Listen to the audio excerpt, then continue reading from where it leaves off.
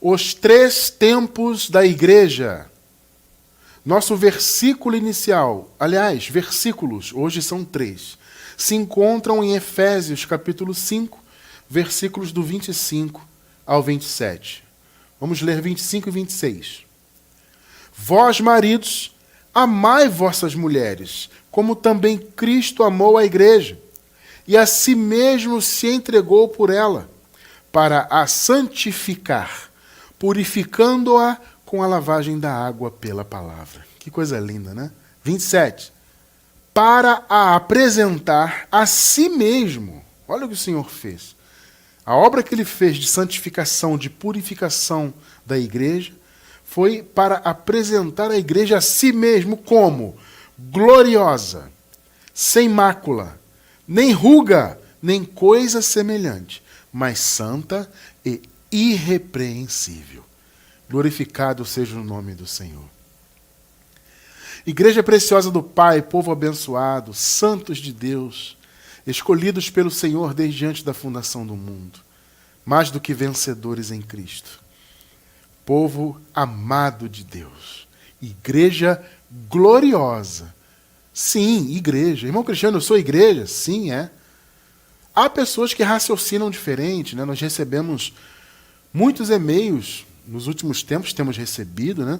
Muitas mensagens, e-mails, comentários, né? Dizendo assim, irmão Cristiano, vocês defendem que a volta de Jesus já se consumou, que toda a escatologia bíblica já se cumpriu. Sim, isso é um fato, nós defendemos isso. E as pessoas dizem, bom, se isso já aconteceu, então tudo acabou, já acabou a igreja.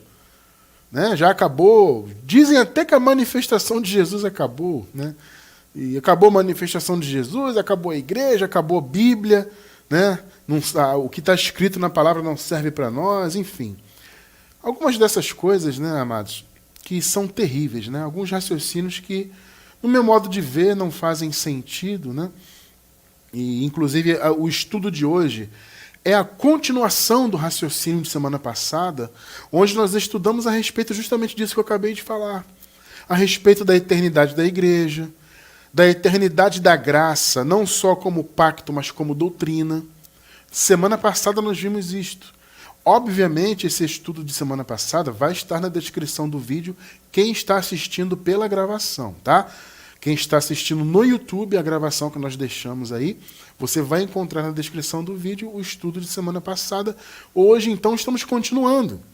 Tá? O tema de semana passada foi a igreja e a pátria celestial. E o estudo de hoje, os 3 tempos da igreja, portanto, continua aquele raciocínio e acaba que nós estamos aqui concluindo uma trilogia. Só que uma trilogia involuntária, porque eu confesso para os irmãos que eu não planejei, né? Mas acaba sendo uma trilogia, porque há algumas semanas, se eu não me engano, 2 ou 3 semanas atrás, nós trouxemos um estudo maravilhoso que trata do fato de já termos nascido no céu, ou seja, nascemos neste mundo aqui fisicamente, já estando espiritualmente no céu. Isso é tremendo. Isso parece loucura, né? A pessoa que está no sistema religioso ouve algo assim, ela pensa, a primeira coisa que ela pensa é isso, heresia, loucura. Como assim eu nasci aqui fisicamente e já estou espiritualmente no céu? Não, eu tenho que lutar para estar no céu, para ganhar o céu, a salvação. Eu tenho que pagar o preço, eu tenho que ser fiel. Isso é um pensamento religioso, obviamente, né? A religião ela trabalha muito com essa questão do mérito da pessoa. É claro que existe um mérito para que nós tenhamos hoje a vida eterna. Né? Existe um mérito, mas esse mérito não é meu, não é da minha esposa, não é de nenhum de vocês que estão nos assistindo. Ou seja, o mérito não é nosso, o mérito foi do Senhor. Cristo morreu, primeiro nasceu, né, pela vontade do Pai, que era o próprio Pai, como nós vimos semana passada, né, o próprio Pai se manifestou como Filho, esse é o grande mistério da piedade. E aí depois o Senhor Jesus morreu e ressuscitou. E depois ele veio como juiz para Israel, né, cumprindo o seu chamado, né, a sua obra messiânica ali no ano 70. Ele trouxe o juízo, então, fisicamente para o Israel da carne e também trouxe o reino de Deus e o juízo para todos aqueles que estavam mortos, né, antes, que morreram antes da vinda de Cristo, né, que estavam então no Hades, as suas almas estavam presas no Hades, né? Então ressuscitaram no ano 70 para receberem um juízo eterno, ou seja, a condenação eterna para aqueles que eram da condenação e o chamado para aqueles que eram da salvação, o chamado para adentrarem o reino, para virem para o paraíso, né? É aquele chamado lindo, vinde benditos de meu Pai. Porque houve as duas ressurreições ali, tremendo isso, né? No ano 70 houve as duas ressurreições, né? Aqueles que ressuscitaram para a condenação e os que ressuscitaram para a glória, né? E nós vivemos depois de todo esse período. Mas, irmão Cristiano, tudo bem, eu estou ouvindo aqui a primeira vez, eu acessei esse vídeo, por acaso, entre aspas, caí de paraquedas. Eu acho isso um absurdo, meu irmão. Porque eu pertenço à igreja X, igreja Y, etc., né, denominação tal. E nessa denominação eles dizem que Jesus vai voltar, que vai acontecer um cataclisma mundial, o mundo vai acabar, né?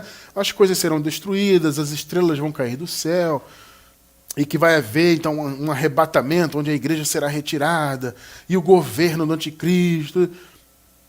Amado, vou falar para vocês uma coisa, amados, né, amados irmãos, vou falar uma coisa para vocês. Tudo isso não faz nenhum sentido bíblico. Não faz. Mas como assim, irmão Cristiano? Amados, olha, mais uma vez, sempre que eu toco no assunto de escatologia consumada, eu me sinto na obrigação, sempre vou fazer isso, de deixar o link na descrição do vídeo pela gravação. Você que está na gravação, assistindo no YouTube, né? A nossa gravação, ela é postada apenas no YouTube. Tá? Ao vivo nós estamos no Facebook, em 8 páginas, estamos no Twitter, estamos na twitch.tv e no próprio YouTube, em diversas plataformas, ao vivo. Mas a gravação é postada apenas no YouTube, tá? Então você que está assistindo a gravação pelo YouTube, você vai encontrar um link na descrição do vídeo sobre escatologia consumada. Gente, se você ainda acha que Jesus vai voltar no futuro, que a parousa vai acontecer, que o juízo final virá, que todas essas coisas que dizem aí, né, que os futuristas, a gente coloca entre aspas, né, futurista nesse caso significa aqueles que colocam a escatologia no futuro, eles dizem que tudo vai acontecer, que vai ser construído um terceiro templo em Jerusalém, para que o anticristo adentre esse templo. Gente, esqueçam tudo isso em nome do Senhor. Assistam aos estudos de escatologia consumada. Você vai entender que a escatologia bíblica já se cumpriu. E veja bem, é muito claro na Bíblia que a escatologia se cumpriria ainda naquela primeira geração cristã. Tá? Tanto é que se consumou no ano 70 depois de Cristo. Irmão Cristiano, como é que eu posso ter certeza disso? Não há registros históricos da vinda de Jesus. Há sim. Jesus, ainda nos dias da sua carne, ainda como judeu, ele estava no templo. E ao sair do templo, algumas pessoas o abordaram, né? E ele falou assim, ó, vocês estão vendo essas construções? Jesus estava apontando justamente para aquele templo lá em Jerusalém, que estava de pé ali, né? E ele falou assim, vocês estão vendo aqui essas construções? Não ficará pedra sobre pedra na minha vinda, na minha segunda vinda. Quando eu vier no meu reino, esse templo, essas construções aqui serão destruídas. Amado, o que aconteceu no ano 70? Aconteceu exatamente o que Jesus falou. Com a invasão do Império Romano e a guerra contra os judeus, houve toda aquela guerra, morte, tudo aquilo que foi previsto por Jesus. Né? Antes já havia acontecido, né? A grande tribulação já havia acontecido alguns anos antes, e viam guerras e guerras, e houve um período de paz. E aí vem aquilo que Paulo falou, olha, quando houver um período de paz, quando você ouvir falar muito de paz, sobrevirá uma repentina destruição. Ou seja, se cumpriu. Percebe? A escatologia bíblica está cumprida. Muitos dizem, mas e o chip da besta? Tudo isso é bobagem, tá, gente? Porque o chip, porque o Elon Musk quer colocar um chip na cabeça, porque o vírus está aí no mundo, não, porque houve um terremoto ali. As pessoas vivem delirando com isso. Eles sempre arrumam uma desculpa para dizer que a volta de Jesus virá no futuro. Agora é o vírus, é o Elon Musk, é sei lá quem, é o Bill Gates, sei lá. Estão dizendo que o Bill Gates é o anticristo. Gente, cada pessoa fala uma bobagem. E aí vai passar essa fase desse vírus e tudo mais. No futuro, a humanidade vai enfrentar algum outro problema. Porque isso faz parte do desenvolvimento da humanidade. Quantos problemas, situações, guerras e tudo mais a humanidade já enfrentou desde os tempos bíblicos. É só vocês darem uma leve estudada na história da humanidade. Quantas coisas a humanidade já enfrentou e nem por isso Jesus voltou.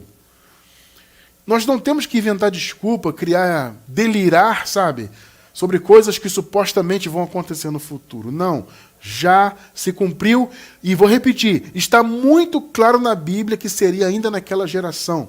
E a prova está justamente na queda do templo, porque Jesus profetizou a queda do templo. O Paulo disse que haveria uma repentina destruição. Sabe? Então, tudo isso se cumpriu e há registro histórico disso, amados. Entende? Mas Cristiano, na Bíblia eu não vejo falando de anos 70. Gente, é claro, a Bíblia foi escrita antes do ano 70. Inclusive o próprio Apocalipse, que eles dizem que foi escrito perto do ano 100. Não faz sentido. Qual o sentido de o Apocalipse ter sido escrito no ano 100 se os acontecimentos do Apocalipse foi no ano 70? Antes do ano 70 e terminou tudo no ano 70. Pensa bem, qual é a lógica disso, amados? Não faz sentido, não faz sentido. E há um estudo, nós temos um estudo específico sobre quando o Apocalipse for escrito, está na nossa playlist de escatologia consumada. Meu irmão, é fundamental para você entender o Evangelho, entender a graça, entender os contextos dos tempos. Hoje vamos falar muito de contexto temporal, né? Para você entender isso, amado, você tem que entender a escatologia consumada. Então eu sei, olha, nós temos hoje, eu acho, não tenho certeza, eu acho que já passamos de 30 estudos, tá? E vamos seguir estudando a escatologia consumada, tá? Eu sei que são muitos, mas se vocês assistirem, eu acredito que os 12 primeiros, não, os 13, mesmo assim é muito, né? Claro que você tem que assistir a todos, sabe? Vai separando um tempo, assiste um por dia devagarzinho, mas se você assistir os 13 primeiros, eu acho que você já vai ter uma boa base para você entender a escatologia consumada. Bom, muito bem. Tendo dito tudo isso, fica então a sugestão para você estudar. Não fica gritando heresia, gente. Vamos crescer. Tá? Eu me refiro aos irmãos que estão chegando agora na graça, ou você que está assistindo a primeira vez. Gente, vamos ter uma atitude adulta, sabe? Esquece essa coisa de, esse cara é herege. Esquece isso, amado. Sabe, não diga que é heresia o que você não entende. Mas Cristiano, você diz que no sistema religioso eles pregam muitas heresias. Mas eu digo, amado, porque eu conheço. Você entendeu? Uma coisa é você conhecer. Eu conheço o sistema. Eu fui batizado católico. Eu fui pentecostal. Parte da minha infância e até praticamente o início da minha adolescência, eu já tinha as minhas responsabilidades religiosas. Depois eu fui para a igreja batista. Depois da batista eu passei mais um tempo na igreja pentecostal. Eu cheguei a frequentar a igreja adventista do sétimo dia. Não cheguei a ser membro, nem me envolver propriamente, mas eu frequentei algumas reuniões, estudei com eles lá. Então eu tive muitas experiências no meio da religião. Então eu conheço. Eu posso falar que é heresia porque, comparando o que é pregado no sistema, ou a maior parte do que é pregado, com o que as Escrituras dizem, eu posso taxar de heresia com tranquilidade, porque eu conheço. Agora, a pessoa não conhece o Evangelho da Graça e já taxa de heresia. Cristiano é herege, isso é uma heresia. Não taxe de heresia o que você não conhece. Estude para você aprender. Tá? Bom, vamos lá, vamos seguir então. Hoje vamos falar, então, seguindo o raciocínio da semana passada, né? Como eu falei, nós estamos formando hoje uma trilogia involuntária. Então nós começamos com um estudo Já Nascemos no Céu, nessa trilogia, foi algumas semanas atrás. Na semana passada, então, falamos sobre a igreja e a pátria celestial. E hoje, então, continuando o raciocínio de semana passada, os 3 tempos da igreja. Meus amados, a igreja é a esposa do Senhor. Antes da vinda de Cristo, a igreja era noiva. Na vinda de Cristo, a igreja se casou com o Senhor. E nós acabamos de ler aqui que o Senhor fez a obra completa pela igreja. Ele purificou a igreja, primeiro com o seu sangue, limpando os pecados daqueles que haviam nascido debaixo do pecado antes da cruz, né? Então eles passaram por essa purificação dos pecados. E depois, pela palavra, o entendimento foi limpo. O nosso próprio entendimento foi limpo. Apesar de que nós não nascemos naquela época bíblica, não nascemos antes da cruz, nós não passamos pela purificação do sangue diretamente, porque nós já nascemos fora do pecado. O Senhor aniquilou o pecado na cruz. Nós já nascemos depois da cruz, depois da vinda do Senhor. Já nascemos com a obra consumada. Mas aqueles que haviam nascido antes da cruz, e consequentemente haviam nascido debaixo do pecado, eles foram purificados. Então eles passaram pela purificação do sangue, pela purificação da palavra, e então a igreja foi feita gloriosa. Amados, olha só a nossa posição como igreja que somos. Mais uma vez, a igreja é eterna. Existem raciocínios voando por aí dizendo que a igreja acabou. Na semana passada nós vimos que isso não faz sentido biblicamente. Se você não assistiu o estudo passado, assista. Até porque, vou repetir, o de hoje é a continuação do raciocínio passado. Tá? Então a igreja é eterna. E nós somos a igreja do Senhor. Só que nós somos a esposa, não mais noiva apenas. Né? Já nascemos como esposa do Senhor, graças a Deus. Né? Agora veja a posição da esposa, logo a nossa. Gloriosa, sem mácula, nem ruga, nem coisa semelhante, mas santa e irrepreensível. Meus amados, nós somos santos e irrepreensíveis. Ah, irmão Cristiano, mas poxa, eu tenho aqui uma carne, né? Eu habito num corpo de carne, essa carne ela quer fazer o mal, eu tenho algumas debilidades. Amados, todos temos, na carne todos nós temos. Quando Paulo fala assim, ó, miserável homem que sou, não é que ele falou?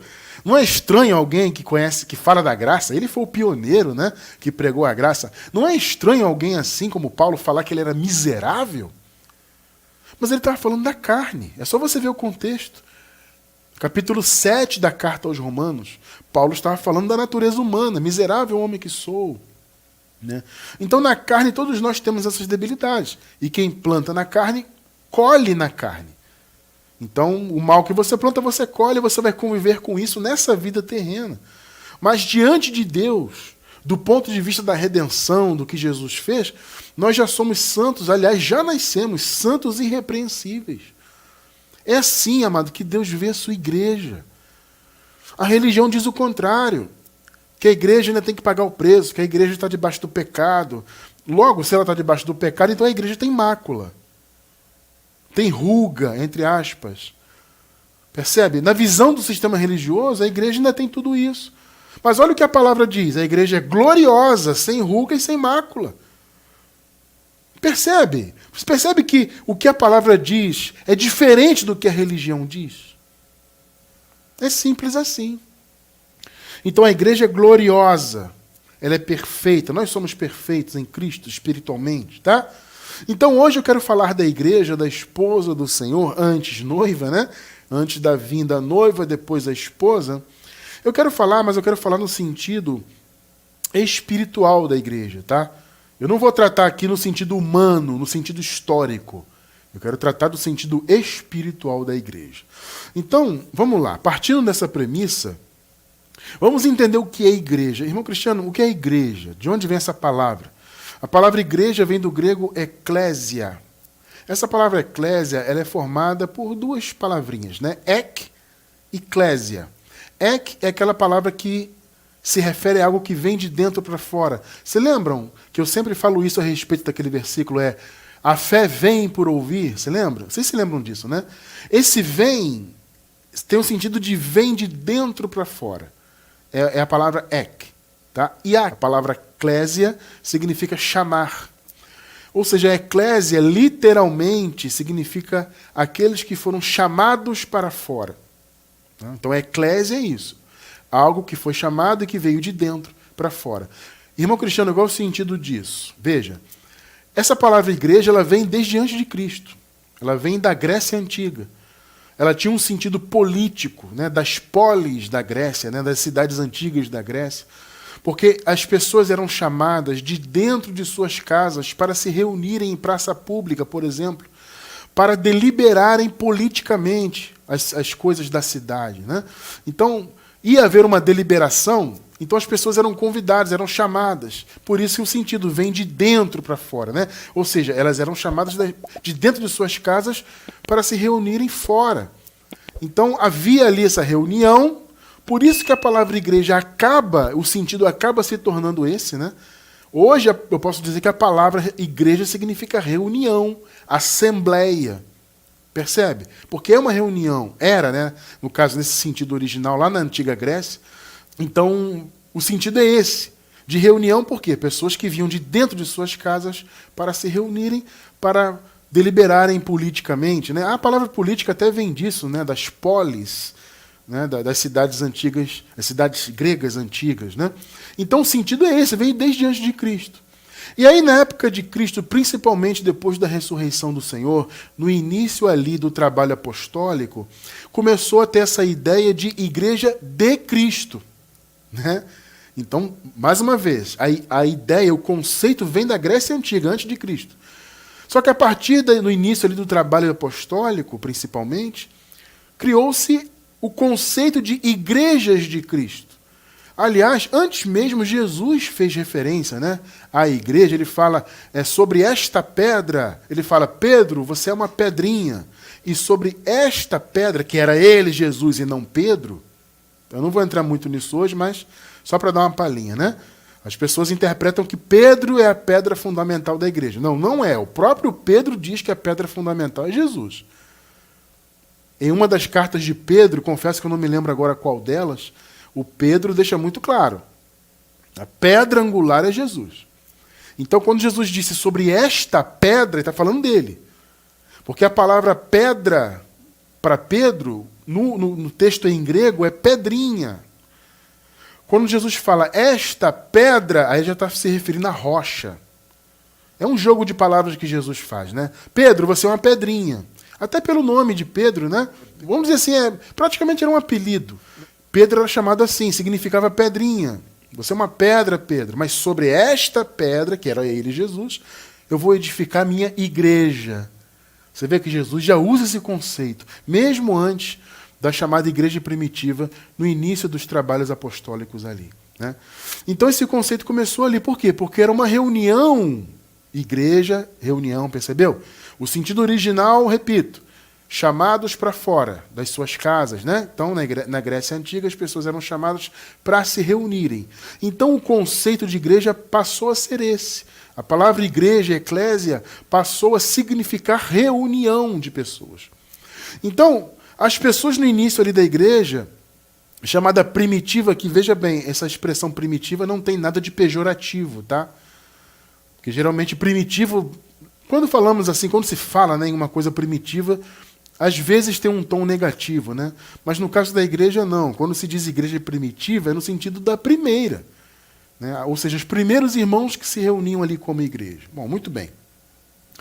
Nessa igreja primitiva, então, as pessoas começaram a se reunir em função do nome do Senhor Jesus, né? Jesus começou a ser pregado, primeiro pelos discípulos de Jesus, os apóstolos, né? Começaram a falar para os judeus, e depois chegou também aos gentios. O primeiro a falar aos gentios foi o próprio Pedro, mas sabemos que o apóstolo dos gentios, de fato, foi o apóstolo Paulo, que depois assumiu essa incumbência, né? Então ali, os irmãos, as pessoas começaram a se reunir. Então havia o conceito local de igreja, tá? Há dois conceitos. O conceito universal, que é a igreja no sentido espiritual, ou seja, a reunião de todos os filhos de Deus. A palavra igreja significa reunião. Quando Jesus falou, né, eu vou edificar a minha igreja, ele está falando da igreja no sentido universal. Quando nós lemos aqui Paulo falando, né, o Senhor se entregou pela igreja e a santificou. O Paulo não está falando de uma igreja local, de uma reunião local. Ele está falando no sentido universal. Ou seja, a reunião de todos os filhos de Deus de todos os tempos. A minha concepção de igreja, espiritualmente falando, é essa, amados. Igreja é reunião, como eu falei. Acabou se tornando, né, o sentido assembleia, reunião. No caso, espiritualmente, é a reunião de todos os filhos, de todos os tempos. Espiritualmente falando, esse é o sentido de igreja no sentido universal. E existia muito, inclusive, na igreja primitiva, né, esse conceito de igreja local. Ou seja, que eram alguns irmãos, independentemente do número, né? Jesus falou que onde estivessem 2 ou 3 reunidos, ele já estaria no meio deles, né? Então, independentemente do número, 2 ou 3 ou mais, as pessoas se reuniam nas residências, nas casas uns dos outros. Esse é o modelo bíblico. Tá? Irmão Cristiano, você defende hoje reuniões físicas? Eu não sou contrário, não.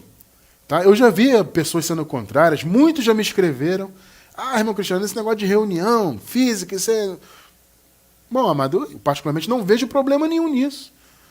Nós não defendemos o modelo do sistema. O modelo burocrático, né, estatal. Primeiro estatal, né, porque a Igreja Católica ela é um Estado. Né?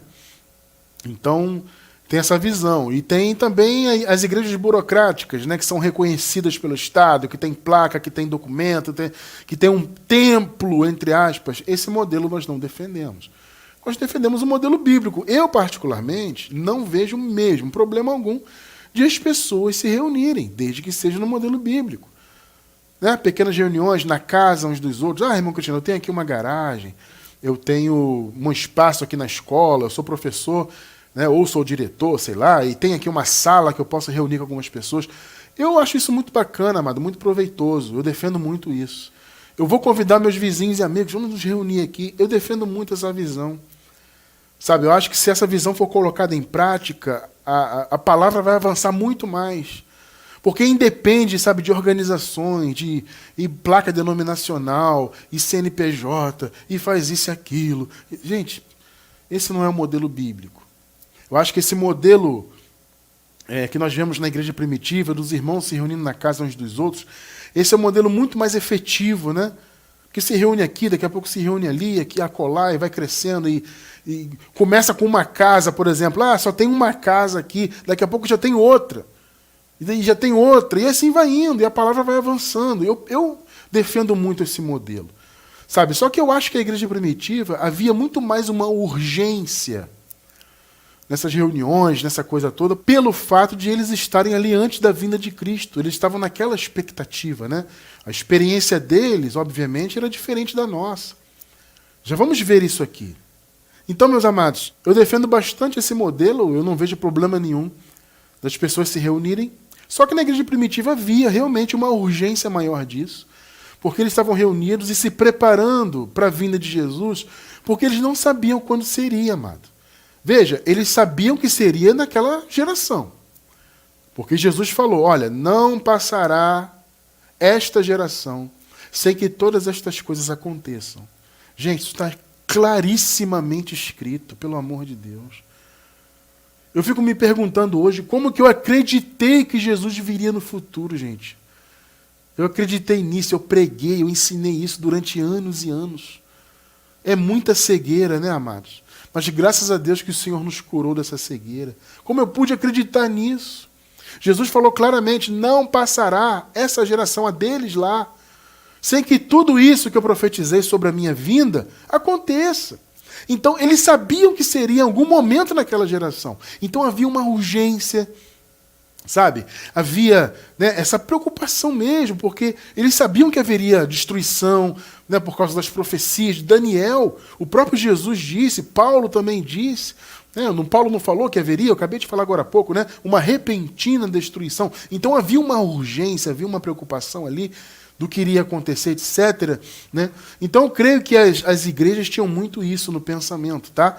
Só que, veja bem, não é porque hoje nós não vivemos mais nessa urgência, porque sabemos que a vinda de Jesus já se consumou, nem por isso eu vou deixar de acreditar que o modelo de se reunir fisicamente seja errado. Eu, particularmente, não penso que seja errado.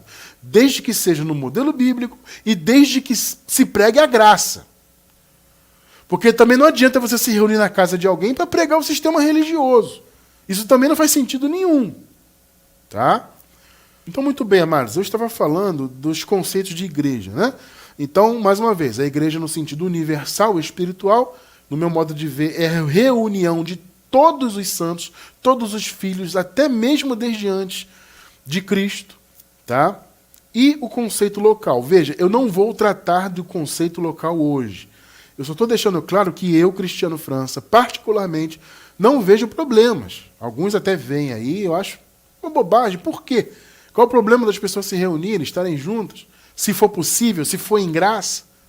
Eu não vejo problema nenhum, tá? Só que eu quero tratar hoje do sentido universal de igreja, o sentido geral, espiritual, tá? A igreja do Senhor, portanto, no sentido espiritual, no sentido de todos os filhos do Senhor, de todos os tempos, a igreja passou por 3 tempos, 3 períodos, né? Nós defendemos aqui que o evangelho, para ser bem entendido, tem que estar dentro de todos os contextos. O contexto do texto bíblico, né? O contexto imediato, o contexto da Bíblia como um todo, o contexto do livro ou da epístola, sabe? O contexto cultural e o contexto temporal dos tempos antes de Cristo. Depois de Cristo, né? No caso, depois até da cruz, até o ano 70 na vinda de Cristo e depois do ano 70. São tempos, são eras diferentes. E nós temos que levar isso em consideração para entender o texto bíblico, tá? Então, amados, vamos lá. A igreja teve seu primeiro tempo, então, ainda quando não eram igreja propriamente. Olha que interessante. Mas como assim, irmão Cristiano? Amados, antes de Cristo. Mas, irmão Cristiano, antes de Cristo não havia igreja. Claro, gente. O conceito de igreja de Cristo começou a partir de Cristo.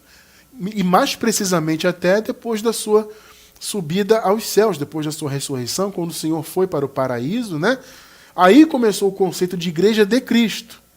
Então isso foi depois de Cristo, depois da sua morte e ressurreição. Tá? Mas quando eu digo que a igreja também foi igreja antes da cruz, é no sentido espiritual. Percebe? Espiritualmente, eles eram igreja em que sentido? Porque espiritualmente eles já eram filhos de Deus. Só que eles viviam ainda antes do conceito da igreja de Cristo. Só que, amados, veja bem, eles foram feitos igreja.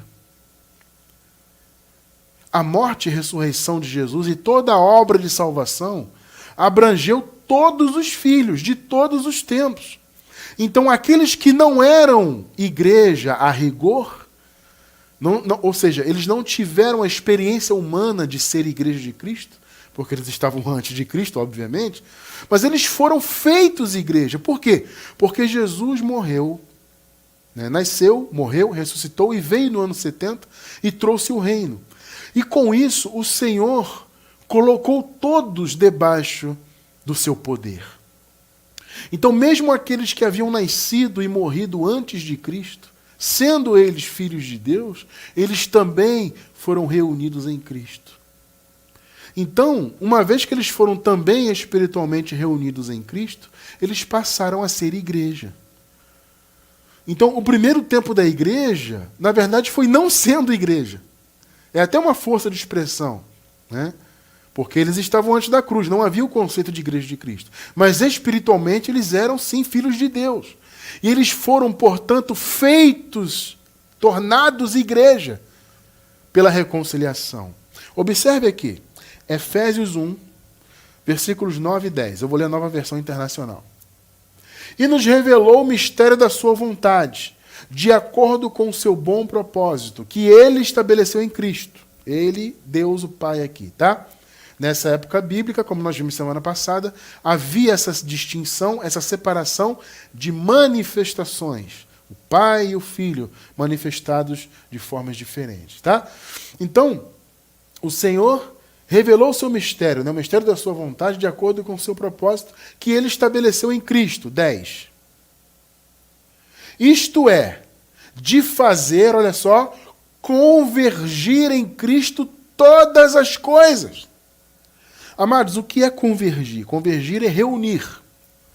Então, amados, todas as coisas, observe bem o peso disso, todas as coisas, celestiais ou terrenas.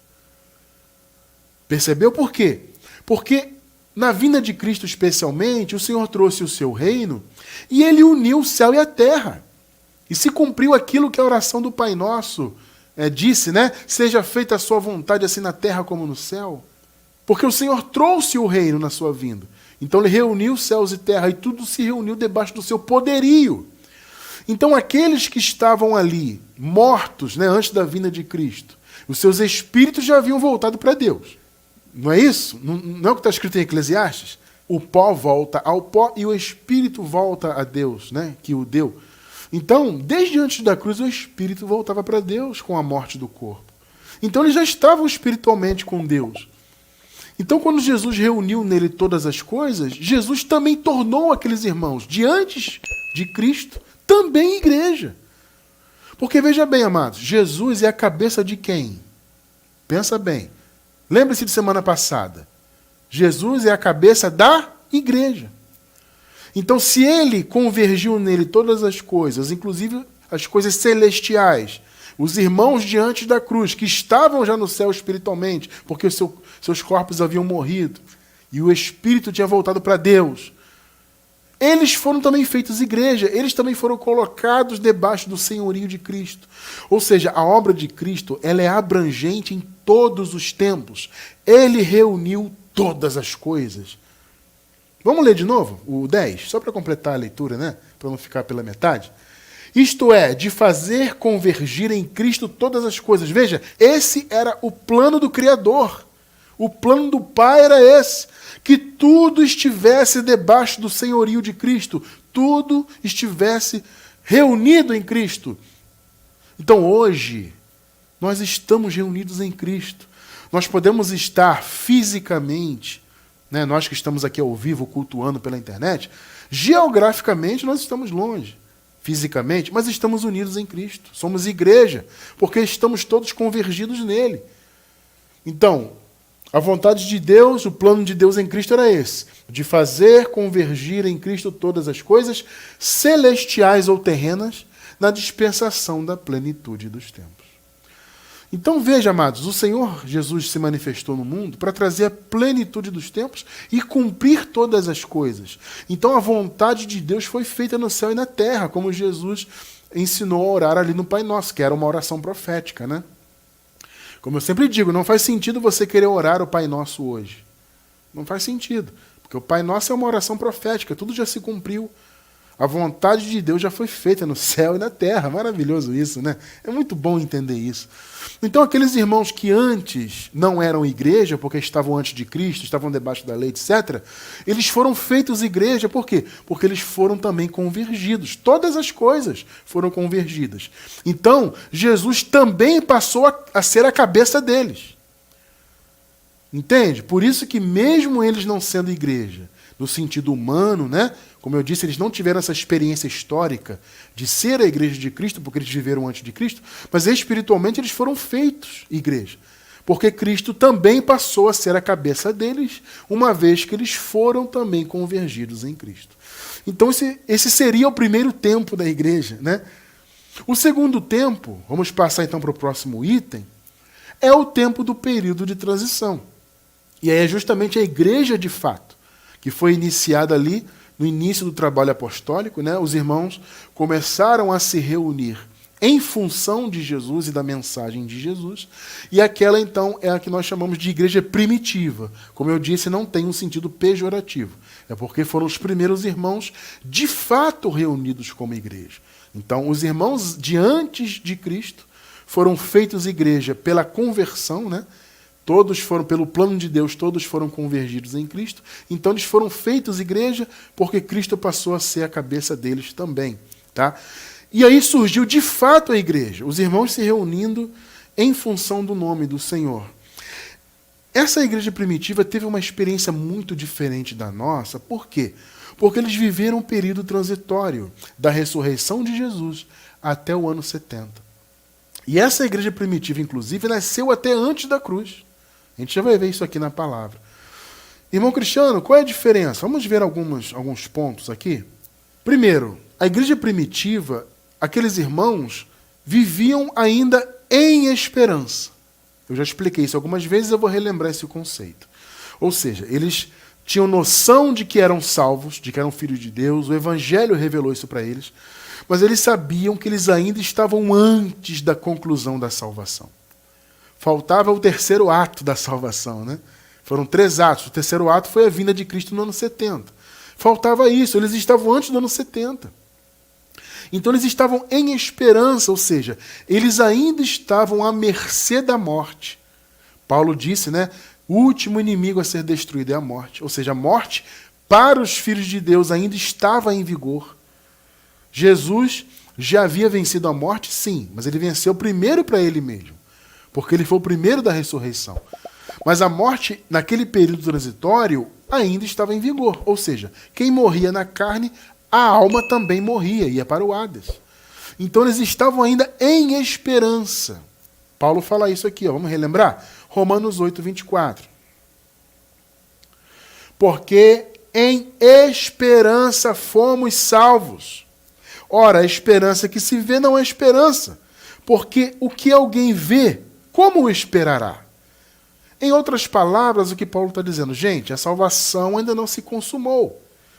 Ela ainda vai vir, então nós estamos esperando. Perceberam? Então eles tinham noção que eles eram salvos? Sim, mas ainda estavam em esperança.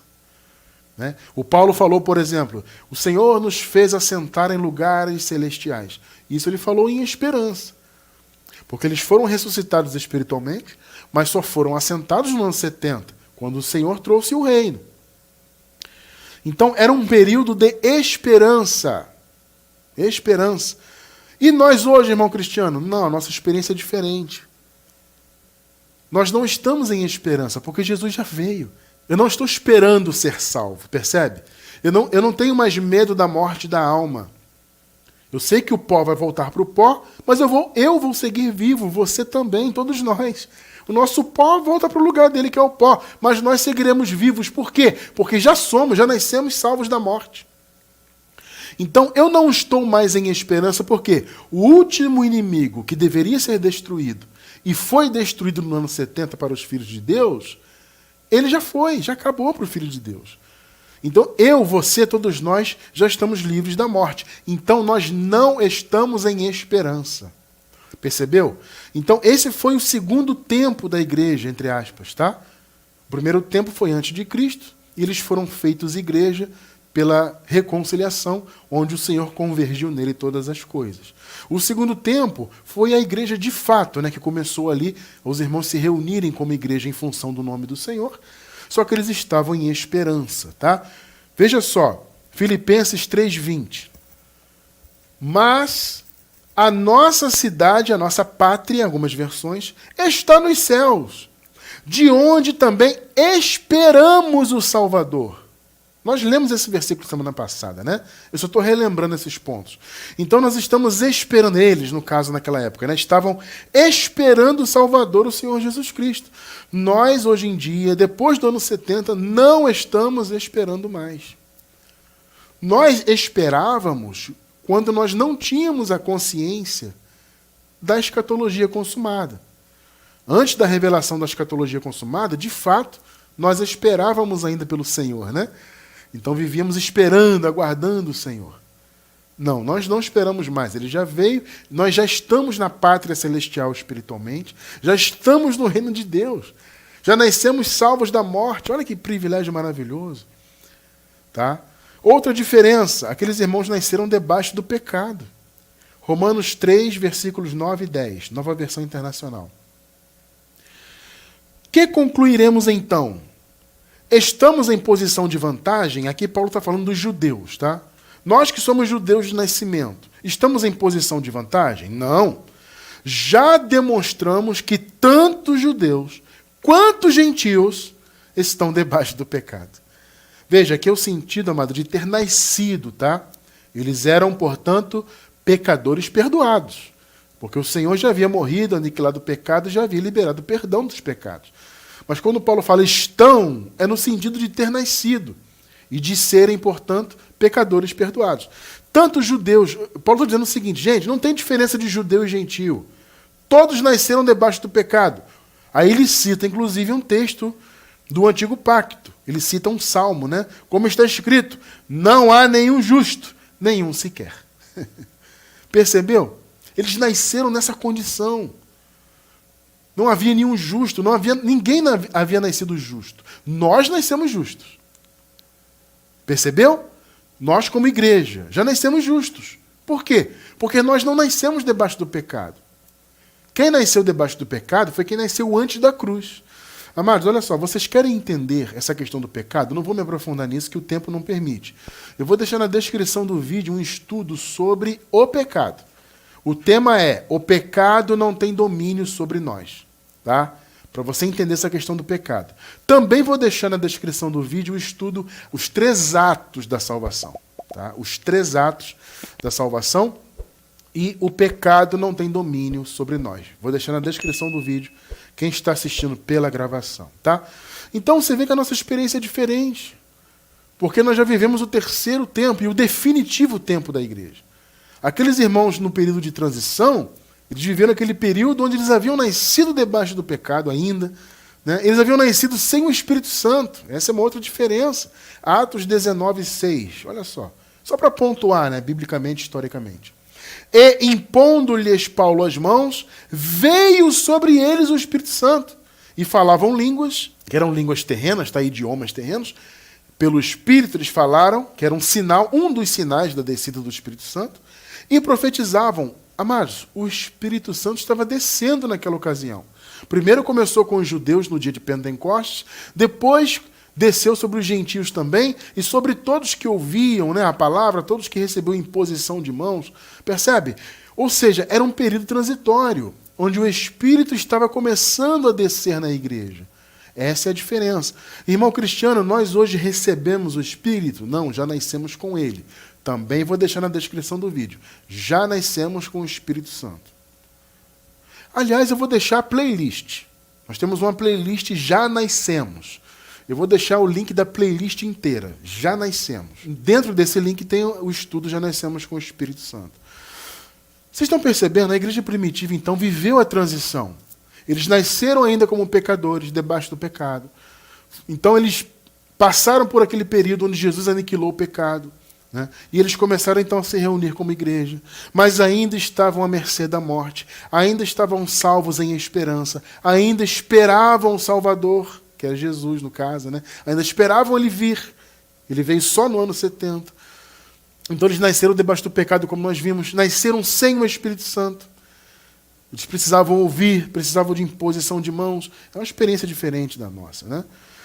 Irmão cristiano, você disse no tema que eram 3 tempos. Qual é o terceiro? É o tempo a partir da vinda de Cristo.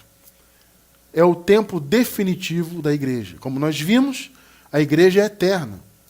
Tá? Não caia nessa ideia de que não existe mais igreja. Você viu semana passada e você vai ver mais um pouco disso hoje ainda.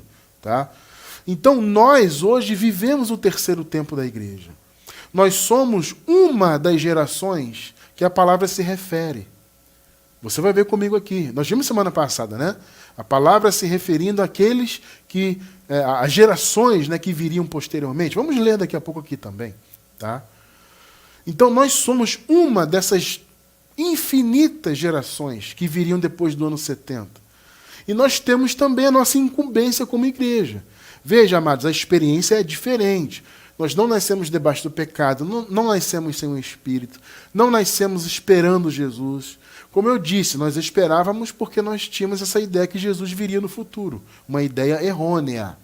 Mas a partir do momento que o verdadeiro evangelho foi revelado e, consequentemente, a escatologia consumada fora revelada, nós paramos de esperar Jesus, porque não faz sentido esperar. Então, nós já nascemos no 3º tempo da igreja, o tempo definitivo, depois da segunda vinda de Cristo. Entende?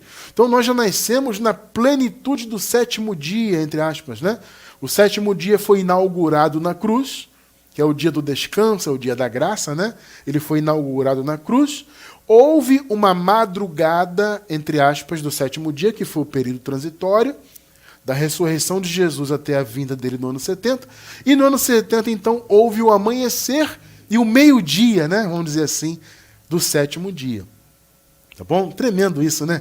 Nós já nascemos com o 7º dia, com o sol a pino. Já nascemos com a graça totalmente estabelecida, tudo consumado. Já nascemos com todas as promessas. Sabe? Então a nossa experiência como igreja ela é diferente, mas existem algumas incumbências que são semelhantes. Nós, como igreja, temos também o nosso chamado. Apesar de sermos como igreja, de termos, né, como igreja, uma experiência diferente, da igreja primitiva, da igreja do segundo tempo, entre aspas, nós temos, nesse terceiro tempo da igreja, isso é uma força de expressão, tá, gente, que eu estou usando, tá?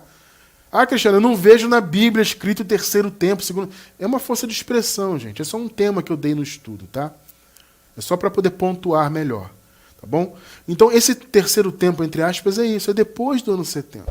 Nós temos também incumbências semelhantes à da igreja do segundo tempo, por exemplo, né? Vamos ver, então, algumas dessas incumbências, apesar de termos uma experiência diferente da igreja primitiva. Nós temos o mesmo chamado da igreja primitiva de sermos luz para esse mundo. Amados, o próprio Jesus, no dia de sua carne, disse: vocês são a luz do mundo, vocês são o sal da terra. Veja, antes da igreja ser estabelecida como igreja de Cristo, Jesus já havia dito para os discípulos dele, né? Vocês são a luz.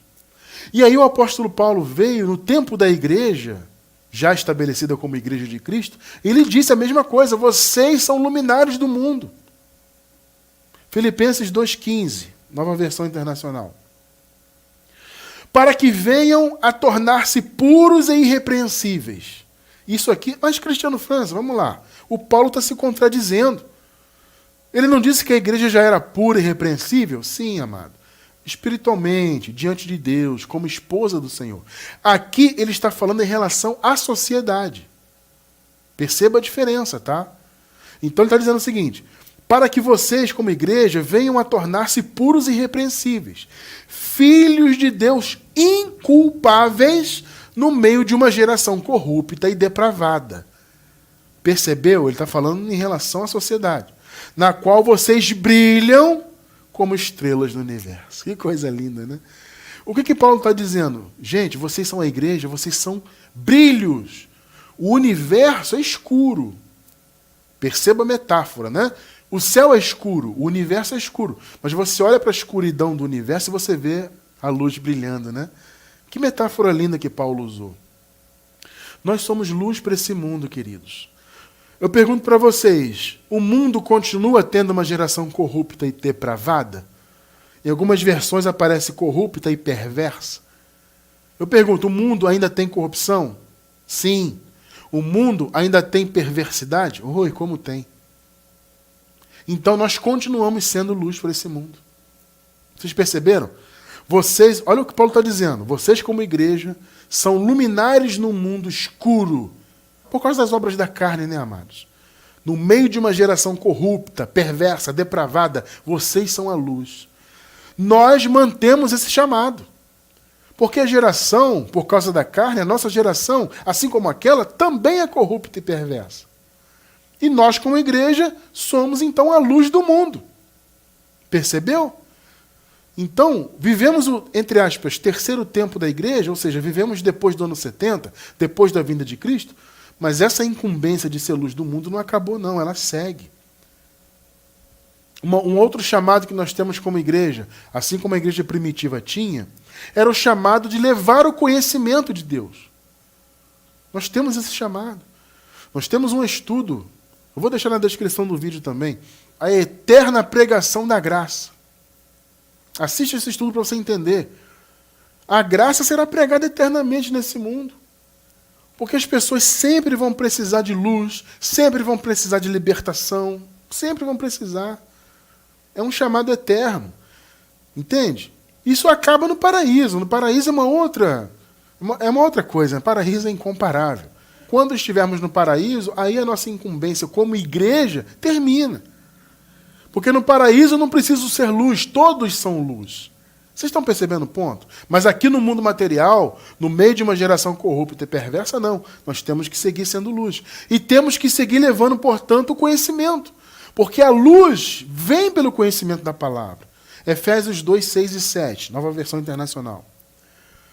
Deus nos ressuscitou com Cristo e com Ele nos fez assentar nos lugares celestiais em Cristo Jesus. 7. Para mostrar, olha só, para fazer conhecer, nas eras que hão de vir, nós nos aprofundamos nisso no estudo passado, né? Nós, como eu disse agora há pouco, estamos vivendo, né? Uma dessas eras aqui citadas, né? Para mostrar nas eras que hão de vir a incomparável riqueza da sua graça. demonstrada em sua bondade para conosco em Cristo Jesus. Vocês percebem, amados, que as gerações que viriam depois do ano 70 também tinham que ouvir e viver a graça? É o nosso chamado como igreja. Irmão Cristiano, esse é o papel da igreja? É. Efésios 3, 8 e 10, até o 10. Embora eu seja o menor dos menores dentre todos os santos, Paulo se considerava assim porque ele foi perseguidor da igreja no início, né? Então Paulo tinha uma certa má consciência em relação a isso, né? Embora eu seja o menor dentre todos os santos, foi-me concedida esta graça, ou seja, esta bênção, este benefício, né? De anunciar aos gentios as insondáveis riquezas de Cristo. 9. E esclarecer a todos, olha só, a administração deste mistério, que era a pregação entre os gentios, né? A princípio achava-se que era só para os judeus, que durante as épocas passadas foi mantido oculto por Deus, o mistério entre os gentios, que criou todas as coisas. 10. A intenção dessa graça, ou seja, desse favor, desse benefício que eu recebi, desse chamado que eu recebi, era que agora, mediante a igreja, ou seja, por meio da igreja, a multiforme sabedoria de Deus se tornasse conhecida dos poderes e autoridades das regiões celestiais. Ó, por meio da igreja, a multiforme sabedoria se tornasse conhecida. Pegou? É a igreja que torna possível as pessoas conhecerem a multiforme sabedoria de Deus, conhecerem a graça, nas eras que viriam, como Paulo falou. Então nós temos sim essa incumbência de, na nossa era, na nossa geração, levarmos essa palavra. Nós estamos aqui exatamente cumprindo esse chamado. Então nós, como igreja, no terceiro tempo da igreja, nós seguimos cumprindo o nosso chamado, o chamado da igreja. Temos uma experiência diferente? Claro, não vivemos a transição. Mas nós temos o chamado de sermos luz do mundo e de levarmos o conhecimento da multiforme sabedoria de Deus. Um terceiro chamado que nós temos, que é semelhante da igreja primitiva, o chamado de glorificarmos a Deus. Efésios 3, 21. A Ele seja a glória na igreja e em Cristo Jesus, por todas as gerações. Está vendo? Não é só até o ano 70. Todas as gerações, para todo sempre. Percebeu que a igreja é eterna? A Ele seja a glória na igreja, em todas as gerações, para todo sempre. É o nosso chamado como igreja. Essa geração atual depende de nós, principalmente nós que estamos em graça, para que eles também conheçam as insondáveis maravilhas da graça. Tremendo, amado. Então, vivemos o terceiro tempo da igreja, entre aspas, né? Como eu disse, é uma força de expressão. E nesse terceiro tempo, que é depois da cruz e para sempre, temos que cumprir na nossa geração todos esses chamados. Eu encerro então essa palavra com Efésios capítulo 1, versículos do 20 ao 23. Esse poder ele exerceu em Cristo, ele, no caso, o Pai ali, né? Ressuscitando-o dos mortos e fazendo-o assentar à sua direita. Isso aqui tem um sentido de autoridade, tá? Não é sentar-se literalmente do lado direito. O sentido de direita aqui é autoridade. Assentar-se, então, com a autoridade de Deus, que Jesus era e é e sempre será, nas regiões celestiais. 21. Muito acima de todo governo e autoridade, poder e domínio, e de todo nome que se possa mencionar. Olha só a posição de Jesus, hein? Agora veja mais a revelação. Não apenas nesta era. Tremendo, né? Não apenas nesta era. Que era que eles estavam vivendo? A era antes da vinda de Cristo. O período de transição. O governo milenar do Messias. Aí Paulo deixou claro, olha, não é só nesta era nossa aqui não, mas também na era que há de vir. Pegou? Percebeu? O senhorio de Cristo não é até o ano 70. Ah, no ano 70 Cristo acabou. Gente, pelo amor de Deus, não caiam nessa. Olha só, o Senhor foi ressuscitado, sentou-se à direita, ou seja, com autoridade, muito acima de todo governo, autoridade, poder, domínio, de todo nome que se possa mencionar, não apenas nesta era, antes da vinda dele, segunda vinda, mas também na era vindoura. Tremenda, né? 22.